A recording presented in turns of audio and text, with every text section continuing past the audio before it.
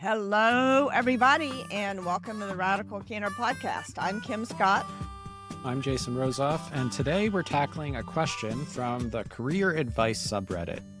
The person who wrote in and identifies himself as a, quote, nice and cool boss, but, quote, in a bad way. This person wants to know how to become more strict after having established this easy to get along with persona. I'll read a little bit of what they wrote. Quote, so I'm a production supervisor and I've recently gotten into hot water because my boss says I am not respected by the employees because I'm too nice and worried about being cool. I'm not saying they are wrong, they are right. But I went into the position with the mindset that if I'm relatable, the employees would like me and go to bat for me. They do that occasionally, but they also slack off nonstop and all seem unconcerned about me getting in trouble. How can I break this mindset for both myself and the employees? Because I really struggle with being stricter and meaner, but I feel like if I can just break the cycle, I'll be able to continue. Sincerely, cool in a bad way. Well, I have never been considered cool, but I have been told that I'm too nice, for sure. And I think that it's important to remember that I'm going to kind of distinguish between nice and kind. Your kindness is an asset as a manager. There's no reason why you can't be really kind, be respected, and get shit done. In fact, your kindness is going to help you get more stuff done. So you want to make sure that you are both caring personally and challenging directly. So let's talk about it. So I think the idea of being cool or sort of nice doesn't have to be separate from accountable. I think your wordsmithing there is really useful, which is like our goal as a boss is to be kind to each member of your team. And the instinct to want to connect with them on a human level, right? To have a real relationship with each of the members of your team is a really good one. That's the care personally dimension that you were mentioning, Kim. But without the challenge directly, this person is going to wind up in what seems like, at least to us, like ruinous empathy. They are sliding toward manipulative insincerity because now it's not just because they care about their team that they're not saying anything. They're afraid to change their behavior, even though they know it's bad for them and bad for the team because they're worried about losing their reputation as the cool guy. Yeah. And I think holding people accountable, remembering that that is actually an act of kindness to hold people accountable for their work. This person said one thing in their email that I want to sort of highlight, because one of the things that this person said is that the team slacks off nonstop and seem unconcerned about getting me in trouble. Getting in trouble or not getting in trouble is not the core motivation of your team. Team is worried about doing great work on the positive or getting in trouble for not doing great work on the negative. And so what you want to do is not ask your team to do good work because for you, they want to do good work for themselves. It's really important to make sure that your team understands what's in it for them to do great work. And also that you as the manager understand that probably most of the people on your team want to do good work. I mean, there are people who really don't care. They want to slack off, but most people actually do want to do a good job in my experience. Over time, it gets boring slacking off, actually. Like, it's just sort of uninteresting. I've worked in a lot of industries where I like the restaurant industry, for example, some people are there for the wrong reasons, like because they think it's an easy way to make money and tips are such a good game and all this other stuff. But those people inevitably burn out. It's just no fun to be in that environment. They do not last. And so the people who actually last longer term care. They give a crap about doing a good job. And I think your point, Kim, is you can tap into that energy, right? If your team does have some people who are there for the wrong reasons, who don't actually care about doing a good job, that's important too, because one thing that I know is true is that when someone is getting away with slacking off at a job, when they're getting away with doing less than great work, it diminishes the motivation of everybody on the team to Yeah. do great work, because you feel like, why should I bother if this person can get away with phoning it in day after day? Like, what's in it for me? It's actually diminishing the intrinsic motivation of other people on the team to do great work by not addressing the fact that you might have some people on the team who don't care about doing a good job. And it's not so if you're not holding someone accountable, you're you're not doing them any favors because you're not helping them grow in their career. You are hurting everyone else on the team who is doing good work and is frustrated. They feel like a chump. Why am I Mhm. busting my butt if so and so is slacking off? And you're also going to hurt yourself because your team isn't going to get good results in the end. So it hurts everyone not to hold someone who's slacking off accountable. Right. So I think the important reframe here is to actually look at the real cost of not addressing this. Because the proximal motivation from the way the person wrote it was they sort of got in trouble. And so that's the thing that's bringing them to this, is they don't want to get in trouble anymore. They don't want their boss to yell at them Yeah. for that. Sort of made this person aware that something needs to change. But I think what you're saying is you need to think in the right way about exactly what needs to change and why. And the reason why this needs to change is that it is completely unsustainable for you. Even if you weren't getting in trouble from your boss, it's miserable to work in an environment Yeah. where you don't feel respected and people aren't doing good work. Like, you or the other people on your team are going to burn out. The reason to change this is because if you want to be a good boss, a good manager to these folks, you have to create an environment in which people feel encouraged to do the good work that they're capable of. Yeah. And I want to double click before we move on to talking about respect, because as you know, I have a lot of thoughts about that word. But one more thing on holding people accountable, because I've been in several meetings with teams recently who've asked this question. So my guess is a lot of people had this question. There's a feeling that it is quote unquote mean to hold someone accountable. And Yeah. I just want to challenge that. It's not mean. The problem here is not that this person is too nice, that they're too high up on the care personally dimension. Right. The problem is that they're in the wrong place on challenge directly.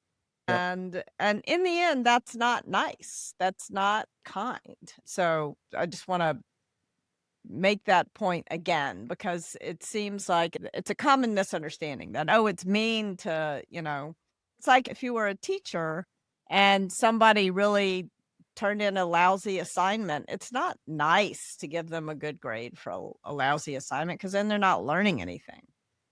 You've got people who don't show up to practice and aren't ready on game day, and like their uniforms are dirty and all this other stuff. Who wants to be on that team? No one wants to Yeah. be on that team. It's not like it's mean to start a player who can't hit the ball, if it's It- it- baseball or whatever it it- is you're it- supposed to do in that sport. yeah, exactly. And it's also, I don't think in that context it's not mean to say you don't get to start if you don't show up to practice. Yeah. That's not mean. That just makes sense. I do feel like this is the place where what you were saying at first, Kim, is so important, which is that there is some level of intrinsic motivation to do good work. And by holding people accountable, you actually create space for that to grow, that feeling to Yeah. grow. Because think about the effect that that has on every other team member of the baseball team, right? Which is like, practice is important. This is really valuable. What I'm doing contributes to the overall success of the team. It matters that I show up. Like, you're reinforcing this message. And for the person who's out there feeling like, oh, it was so hard to get to practice the other day, but I did, like, I showed up, I did it. Like, Yeah. all of a sudden, that intrinsic motivation is rewarded by you saying the only way you get to start is if you show up to practice. And you're never gonna guilt someone into doing better work. Like, you're not gonna say, "Hit the ball for me," or "Show up on time for me," People, or "If you don't hit the ball, I'll be sad," Yeah. work at some The, level. yeah. It might be deceiving because you might get short term, like, I think what they were describing in their note was sort of like a slot machine type of result, which is like you pull the lever and you're never sure if you're going to get Yeah. them, Yeah. like working hard or slacking off. I think that the consistency of reinforcing the value of good work goes a long way to making it more likely that people will do good work, Yeah. Yeah. even though we're not coin operated. People really the intrinsic motivation of doing good work is real, and you don't wanna minimize that either, I Yep. think. Let's go ahead. Yeah, let's talk about respect, because that was the other thing. Hopefully, by reframing this a little bit, we can shift that motivation from a fear based reaction to maybe a broader picture of what a boss's job really is, which is to create the conditions in which people can tap into their intrinsic motivation to do good work. The other thing that this person was feeling, other than I got in trouble from my boss, is I'm feeling disrespected by my teammates. Yeah. And I think it's really this is so hard because when a person becomes a manager, especially, there's this expectation that people will respect you because of the role that you have. And that is an expectation that is bound to be dashed, right?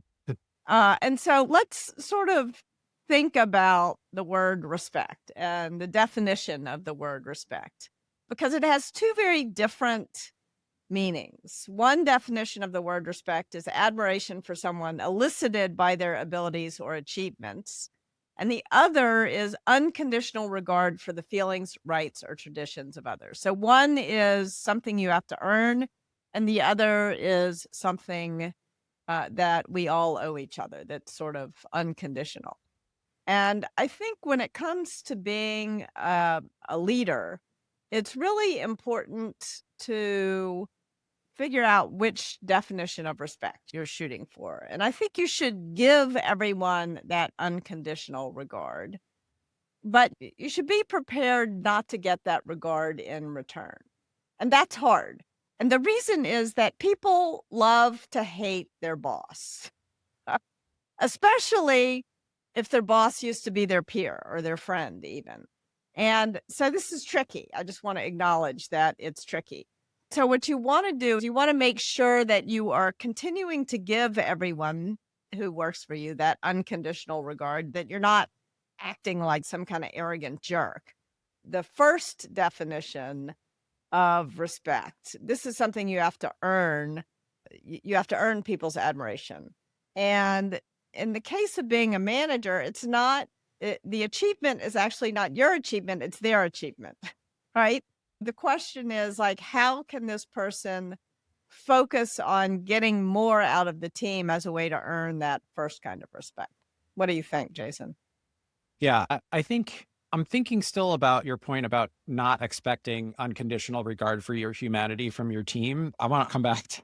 Oh, because a hard, I mean, I have found one of the things I say in Radical that people object to, and maybe I shouldn't have said it, but in many ways, a relationship that a boss has with their employees can feel like a lonely one-way street. You have to give a lot of care, but you don't necessarily get to expect that you're going to get it in return. It's something that someone has given to you and you're now paying it forward. Hopefully someone has given it. Maybe you've only had bad bosses in the past.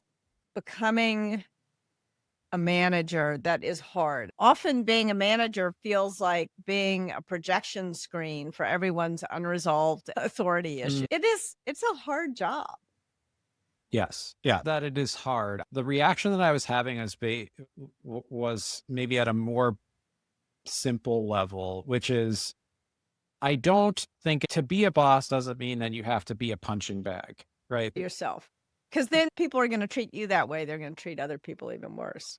But I think you're right, which is one of the things about being a boss that's important to recognize is that the job requires emotional labor. And I think this is one of the things that people are woefully underprepared for when they take on any kind of leadership role. Yeah. Is that you are agreeing to do more than your fair share, quote unquote, Yes. of emotional labor to help the team. But that's why you get compensation. You know what I'm saying? There's Yeah. a give and take. You get more institutional authority and power, which gives you the ability to do different things than you could do before in the role that you had as an individual contributor. Usually there's monetary compensation. And then there's a satisfaction that comes with doing that labor. You can enjoy it the same way that there's a way to enjoy debugging a really tricky, code problem. which most people would find mind-numbingly boring or Right. draining, not just boring, but so frustrating that people would want to quit. Those two things aren't seen as equivalent very often, but it is the So, work. some people love sort of spending time thinking through, having one-on-ones with people, Yep. hearing about what's going on for them, and other people would rather poke a sharp stick in their eye than do that.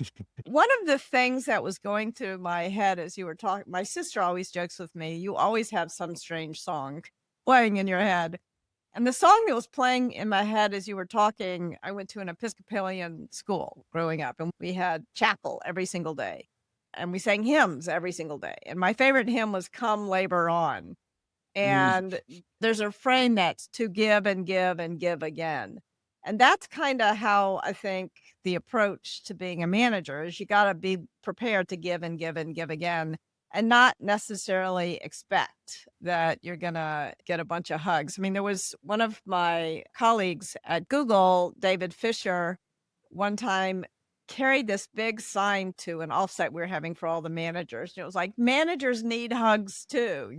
There is some emotional exhaustion yeah, inherent in yeah. the job, and It's just why it's so scary recognizing to do that. it. I think the other really important thing to call out here is that there's a trap that this person seems to be falling into when it comes to respect, which is that the way to earn respect is to be mean to people, Yeah, or to be strict with them.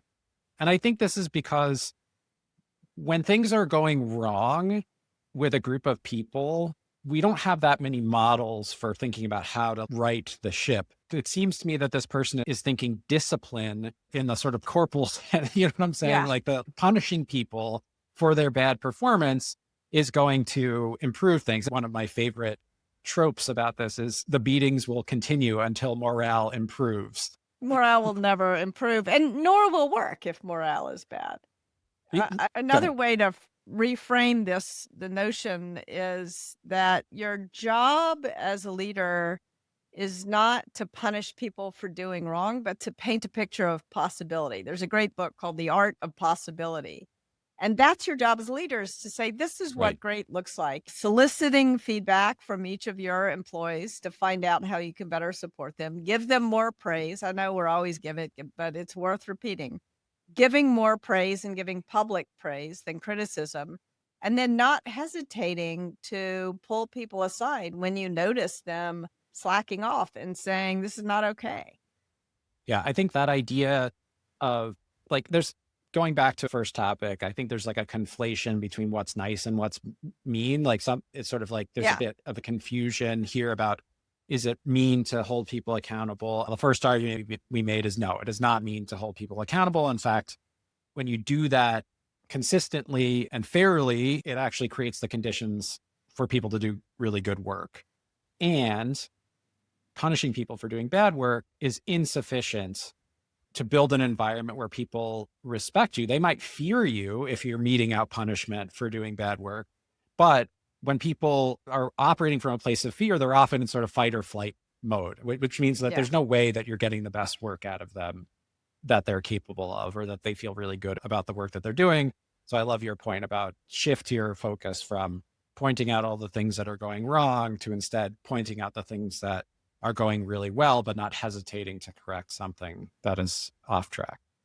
And I think one of the reasons why there's this sense that it's being to hold people accountable is it can feel like a punishment. And sometimes there are but there's a difference between punishment and consequences. If Mhm. somebody doesn't get their work done, that means someone else winds up having to do it, right? And so Yep. explaining the consequences of what happens to the other people on the team, what happens to the company when you don't get your work done is a place to start, and at some point, you've gotta let the person know what the consequences. I mean, eventually, if they refuse to work, they'll get fired. They should know what the consequences are to them as well.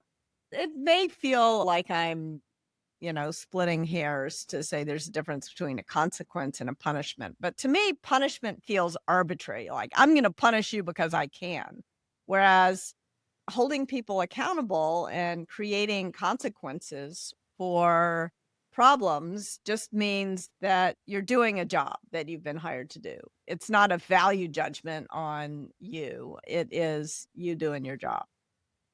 Yeah. And this person has a unique opportunity, I think, to set the tone here because they've made some mistakes, right? They're Yeah. recognizing that they've made some mistakes. One of the ways that you can shift from this idea, and I think this illustrates your point about punishment versus consequences, is by this person has the opportunity to acknowledge and say, I've made some mistakes. The consequence of my making these mistakes has been my manager has noticed and given me some feedback about it. You all have noticed uh, and uh, And I'm not and doing my job, correct. And I you need know? to. And one of the, and so like, but the most important consequence is that I need to acknowledge to you that I haven't been doing my job very well, and Yeah. So that you're needs to holding change. yourself accountable to begin with. And that's not a punishment because when you do that, it's not for self-flagellation. It's actually to set the example that once we know we've done something wrong, we have the opportunity to do it better, Yeah. and that you're taking that opportunity. And so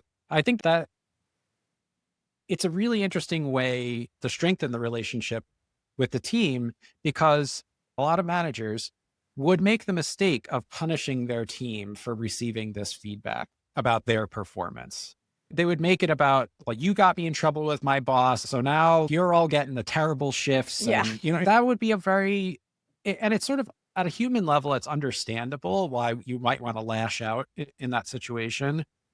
But if you want to be a good manager, you have to do something different. It represents a sort of unique opportunity to demonstrate what that could look like. In fact, this could be a way to sit down with your team and explain radical candor to them.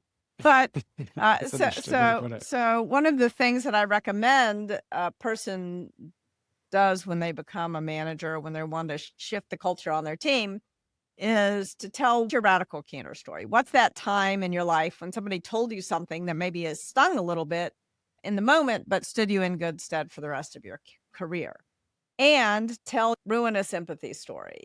What's that time when you failed to tell someone something because you were just trying to be nice or not hurt their feelings or not offend them, and it actually had bad consequences for that? Would have been better to tell them. And tell your team your story. And that will really help them understand what you're trying to do with radical candor. You're not trying to be a jerk. You're not trying to establish dominance. You're trying to create a collaborative work environment. Yeah. And I think that moment, public self reflection, holding yourself to account, has the potential of really changing the tone of the relationship that you have with the team because it gives you a really nice way to say, I've heard from my boss what they think I could be doing better, but I want to hear from each of you what you think that Yeah. I could be doing better to more effectively lead this team. This person would likely be pleasantly surprised by the fact that even though he doesn't feel the respect from them, would lean into that Yeah. conversation and offer some helpful guidance. It's very rare that I've been in an environment where someone holds themselves to account and then solicits help from their team to do a better job, that the team doesn't respond with interest in helping them get Yeah. better. And if one person doesn't, like, then you know about a problem you have. And it's better to know than not to know. If you have Y- someone who's going to be cynical and obnoxious, you're better off knowing than not knowing about that person. Right. It doesn't even necessarily mean that that person is a lost cause or anything like that, but like they might require a different approach to Yeah. management than the people who are not cynical. Yeah. Because I don't know what kind of production that they do in this particular environment, but if it's some sort of like physical work or something like that, those environments can be really tough to work in and can breed cynicism. You know what I'm saying? That sort of difficult labor can breed cynicism, especially in this type of situation where we've gone too long without accountability for the quality of the work being Yeah. done. I mean, sometimes working with engineers who don't do any physical work at all, software engineers, they can also be pretty cynical. And sometimes True. salespeople can be like the most cynical things ever said to me was this very senior salesperson.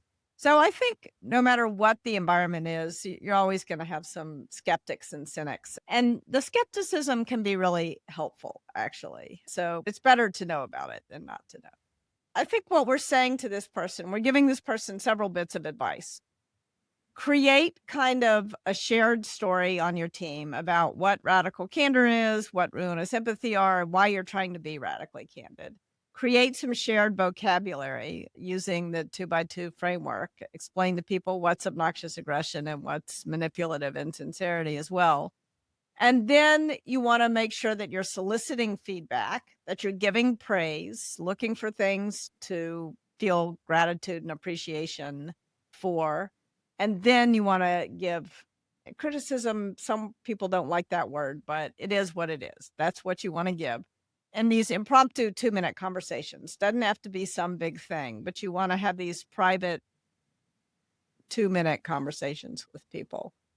And then you wanna learn how to gauge how it's landing for them. That's all. And So yet it's simple. almost impossible to do. And I think you're right. Like starting with the story, illustrating, because I'm reading a little between the lines of what this person wrote, but I think one potential issue is that this person's laid back attitude comes across to other people as sort of clueless or unaware. Or they Uh, don't care. that's another possibility. And I think to your point about sharing, taking some accountability, but sharing a story to help illustrate like was happening. I failed to do something about it, or this was happening and somebody else took action that really helped me. By Yeah, doing that, you actually, those will help really illustrate. I think it's one thing to say, I'm aware of wrong. And it's quite another thing to give an example of where that awareness comes from. And I think those yeah, stories could be a really great point of departure. yeah. Totally agree. I feel like we just did the tips. We normally say, let's do some tips, and then we say what you just said. So let's recap the tips just Okay. to, like, make sure nobody missed them. So number 1, share some stories, make yourself vulnerable, and explain what's gonna change, why you're gonna be more radically candid. Tip Yep. number 2, solicit feedback. Don't dish it out before you prove you can take it. Yep. Tip number 3, give praise, give more, it's the art of possibility. Some Yep. people are doing good work. You want to express appreciation for it. Tip number 4, in these impromptu 2-minute conversations, give criticism. If you notice someone's slacking off or not doing a good job, let them know. Doesn't have to be any giant conversation, series of impromptu 2-minute conversations. And then pay attention, gauge how it lands. If a person is sad or mad, show them you care. If they're brushing you off, you have to say it again even more clearly. All right. So with that, we're going to wrap up for today. For everybody who enjoyed this conversation or wants to learn more, head over to radicalcandor.com/podcast to see the show notes for this episode. If you like what you hear, please rate and review and subscribe to us on whatever platform you listen to podcasts. And if you have feedback, please email it to us, podcast@radicalcandor.com. We love receiving your feedback, especially the criticism, which helps us get better. Take care, everybody. Bye for now. The Radical Candor podcast is based on the book Radical Candor, Be a Kick-Ass Boss Without Losing Your Humanity by Kim Scott. Episodes are written and produced by Brandy Neal with script editing by me, Amy Sandler. The show features Radical Candor co-founders Kim Scott and Jason Rosoff and is hosted by me, still Amy Sandler. Nick Carissimi is our audio engineer. The Radical Candor podcast theme music was composed by Cliff Goldmacher. Follow us on LinkedIn, Radical Candor the Company, and visit us at radicalcandor.com.